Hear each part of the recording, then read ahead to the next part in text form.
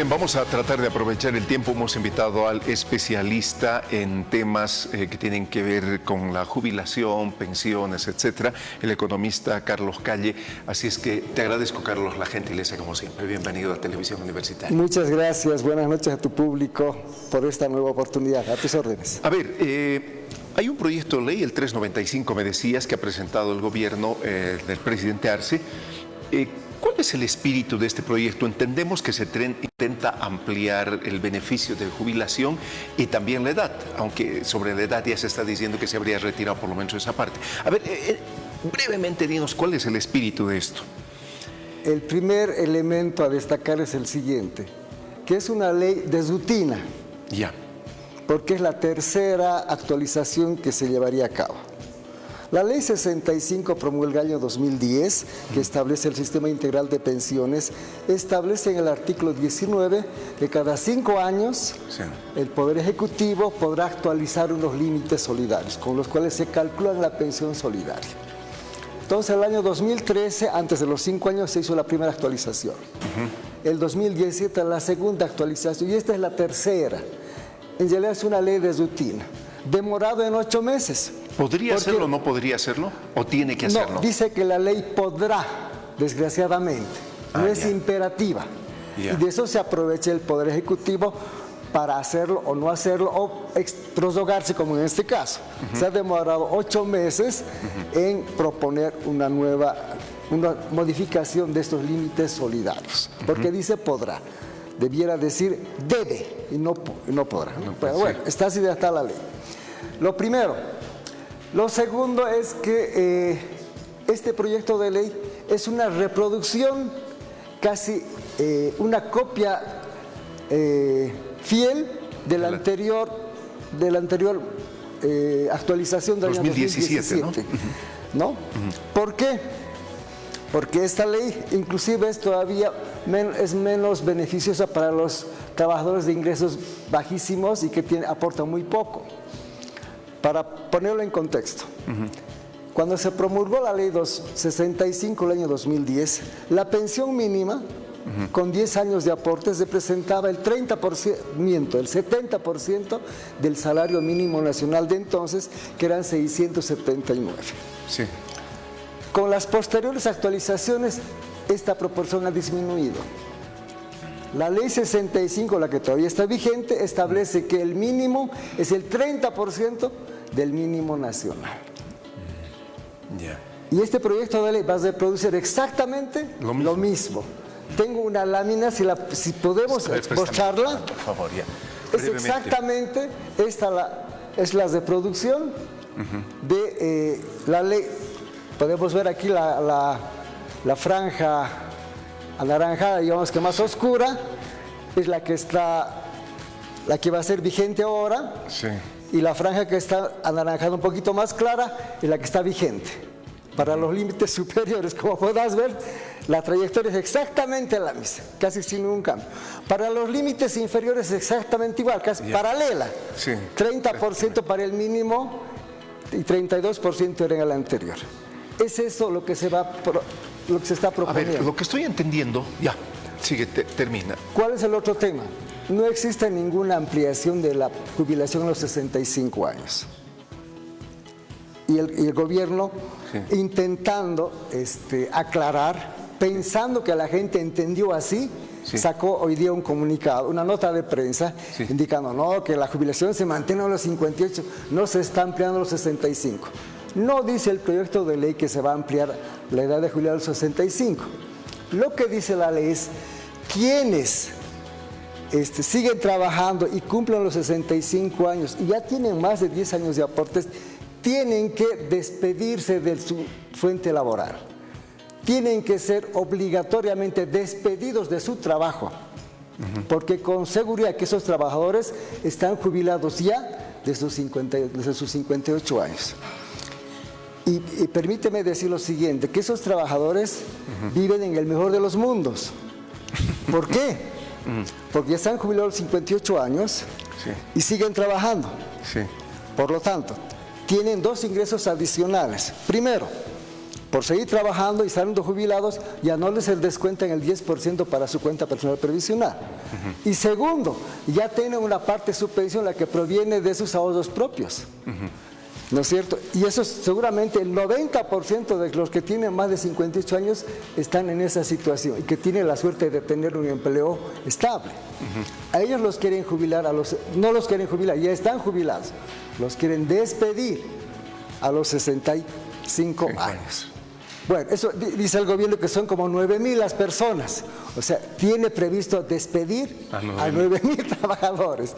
Y dice que es la manera de crear empleos. Qué curioso, por cierto. Realmente es... Despidiendo, crear empleos. A ver, primero, el primer aspecto, ¿a quiénes beneficia y a quiénes perjudica este espíritu de esta norma? ¿Cuál es el alcance? Básicamente tiene tres. El primero, quienes accedan a la jubilación a partir de la promulgación de la ley y accedan a la pensión solidaria de vejez, ¿no es cierto? Ellos van a calcular sus pensiones con estos nuevos límites. Los límites son 6.000 y 5.000. ¿No? Es un tema más complejo porque hay que ver una escala para 16, como 35 años, ¿no es cierto? Entonces nos vamos a enredar. Pero decía, los recién se van a jubilar, van a poder calcular sus pensiones con estos límites, primero. Los que estén en trámite, los trabajadores que estén tramitando su jubilación, también van a calcularles con los nuevos límites. Los trabajadores, los jubilados, que ya están percibiendo una pensión, no van a ser todos beneficiarios. Aunque la viceministra ha dicho muy suelta de cuerpo, que el 69% de los jubilados se beneficiarían. Mentira. El 69% de los jubilados actualmente evidentemente tienen la pensión solidaria de vejez, pero no todos ellos se benefician. Voy a revisar un cuadrito que tengo del año 17, cuando se hizo la anterior... El ajuste. La anterior... aquí está. El anterior ajuste. Y este cuadrito dice lo siguiente. A ver. Ese año habían 119.000 jubilados, de los cuales habían 70.715 que tenían la pensión solidaria de vejez. Que tenían pensión solidaria de vejez. De los cuales solamente 34.000 han accedido a una mejor pensión con la modificación de los límites. El 28% del total. No 69%. Porque no todo, y es más, no todos se benefician de los ajustes solidarios.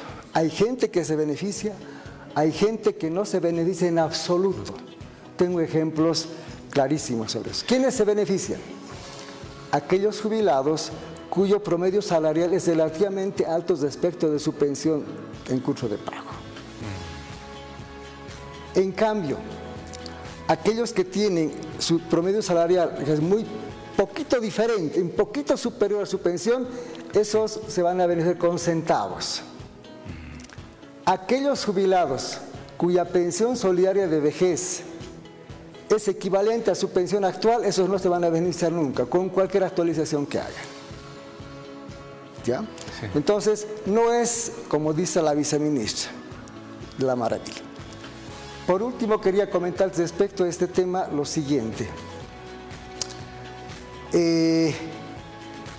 Existe en el proyecto de ley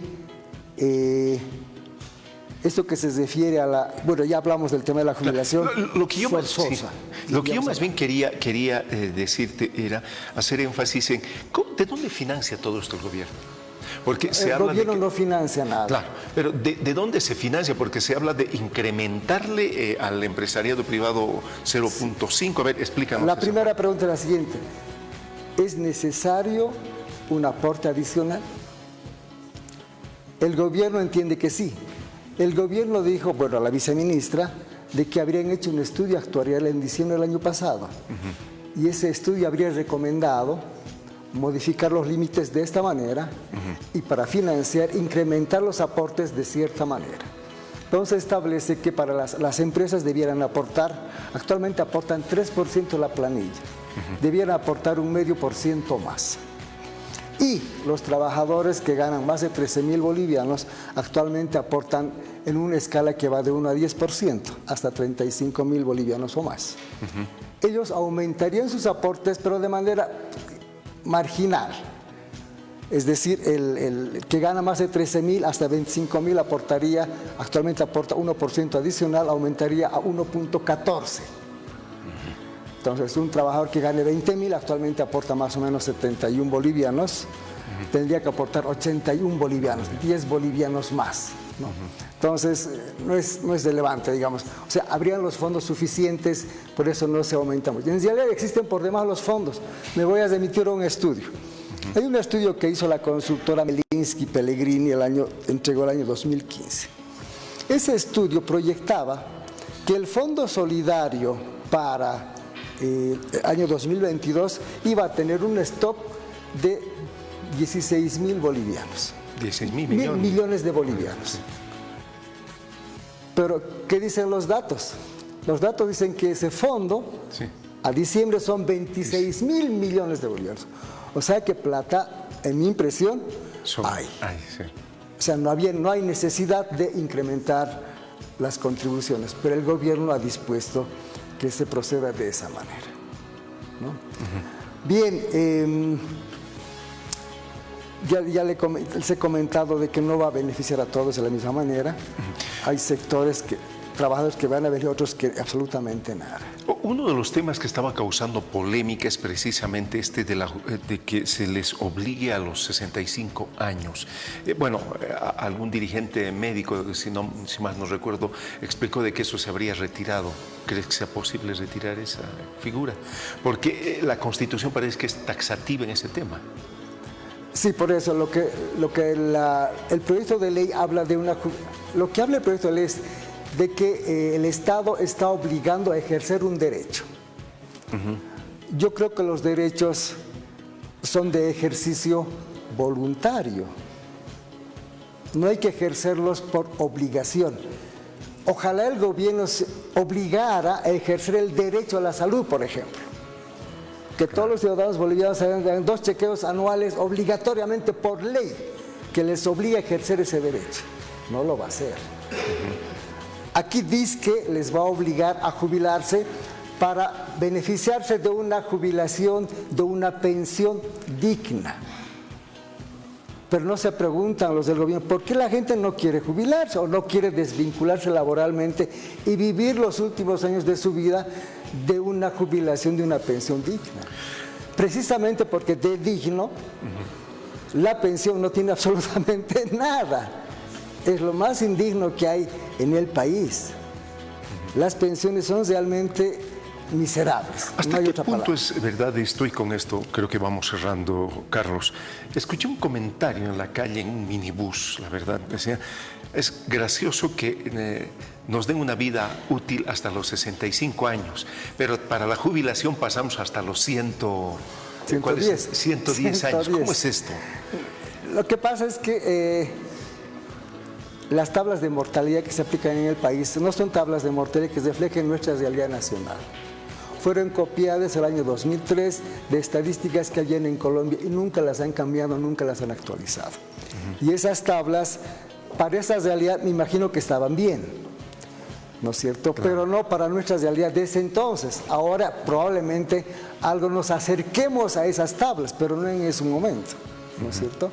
Esas tablas lo que establecen es que a partir de los 60 años, por ejemplo, cada uno tiene una probabilidad distinta de vivir un año más. La probabilidad de vivir un año más es mucho más alta que la probabilidad de vivir 20 años más. Sí. Entonces, cada uno de los años posibles de vida del jubilado tiene una probabilidad cada vez más reducida. Sí. De tal manera que la probabilidad de vivir casi 110 años debe ser 0,0000, ¿no es cierto? Casi, pero sí. Hay gente que vive más de 100 años. Entonces el fondo de vejez, que se llama, tiene que tener un stock que le permita financiar a esos excesivamente longevos. Y no tiene que ver esto con la sucesión, es decir, si tú te casas, muere la esposa, el cónyuge se queda con la renta de la esposa, creo que en un 70%. No. Sí. Hasta el 80% accede El cónyuge. hasta el 90% la cónyuge, así es. Y si tiene hijos, bueno, si tiene hijos, ese 90% se reparte entre los hijos dependiendo de cuántos hijos tiene, ¿no es cierto? Pero no tiene que ver con eso. Ah, ya. No tiene que ver en absolutamente con la esposa. Para el final, tu valoración. ¿No tiene nada de nuevo esto? ¿No tiene ningún beneficio esta norma? Tiene un beneficio marginal, cierto. No el pero que está, con esto no va a cambiar el sistema de pensiones. no el que está publicitando, está vendiendo ideológicamente. En absoluto, de ninguna manera. Cuando uno ve los otros tramos, se encuentra con un conjunto de sorpresas. O sea que la gente que pensaba que le podía llegar un incrementito no va a pasar nada. Hay muchos colegas, compañeros me dicen, ¿y de cuánto va a ser el ajuste? Si va a ser retroactivo, la gente se pregunta, no, le digo. Lamento desilusionarles. Los que están que tienen pensión de solidaria de vejez y que están cobrando, probablemente tengan un beneficio, pero no todos van a tener beneficio. Y como veías en la cifra del año 2017, solamente el 28% de todos los jubilados han tenido algún beneficio. Este año probablemente mejore algo más, ¿cuánto? No sé. Eso es. La última. Para que del conjunto de las que están en la AFP jubilados puedan beneficiarse, ¿influye la rentabilidad de los recursos que capta, en este caso, la gestora para poder trasladarlos? Es una de las variables más importantes y a la que menos atención se le ha dado durante todo este último tiempo, desgraciadamente. Y es la que más ha caído, ¿no? Pero claro, desde 18 hasta 1,7%, es una locura, es la muerte. Por eso las pensiones son realmente esmiciadas. Ahora, es una pena. Al gobierno le conviene que la rentabilidad sea bajísima porque como se presta mucho de las AFPs primero y me imagino que ahora de la gestora, cuanto más bajo sea el interés, le conviene seguirse prestando. Bueno, lo que el gobierno está haciendo es aprovechar de su capacidad de monopolio que tiene como Estado. ¿Cuánto le costaría al Estado boliviano a prestarse de afuera? Estiman que 10% o 11%, en el mejor de los escenarios. Si alguien se anima a prestarle, asume ese riesgo, ¿no es cierto? ¿Por cuánto se presta de las AFPs y la gestora? 50 años con 5,1%. Eso es. Entonces impone la tasa. Bueno, y en su momento también premió bastante al empezar el año 2002-2003 porque estaba seco de recursos y tenía que captar de algún lado y premió alto, pagó hasta 18%. Pero ahora, o sea, bueno, está en este momento, estaba peor la situación antes del año 4 creo, ¿no? 5,1 a 50 años. Se pagó hasta 1% a más de 100 años. Increíble. Es una locura. Carlos, muchísimas gracias por orientarnos en estos temas.